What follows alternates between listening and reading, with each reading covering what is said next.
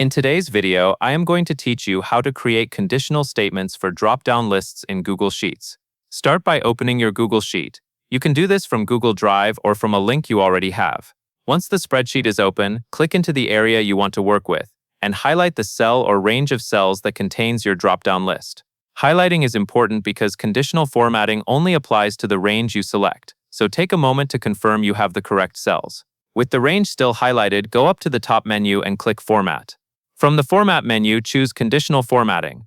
This opens the Conditional Formatting panel, usually on the right side of your screen. This panel is where you will define the rule or the condition that decides when a format should be applied. Inside the panel, you will see a section for the formatting rule. Click the drop-down where it may currently say something like is not empty. This is the rule type selector. Instead of using the default option, switch it to Custom Formula is. Choosing a custom formula gives you more control, which is especially useful when you want formatting to react to what is selected in a drop-down. After selecting Custom Formula is, click into the formula area so you are ready to define your condition.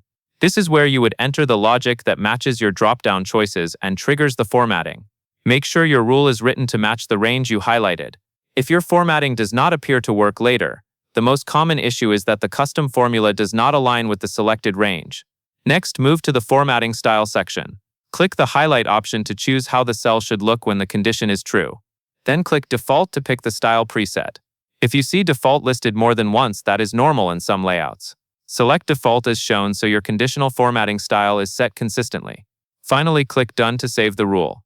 As soon as you do, the conditional formatting becomes active for the highlighted cells, and it will apply whenever your custom formula condition is met based on the drop-down selection.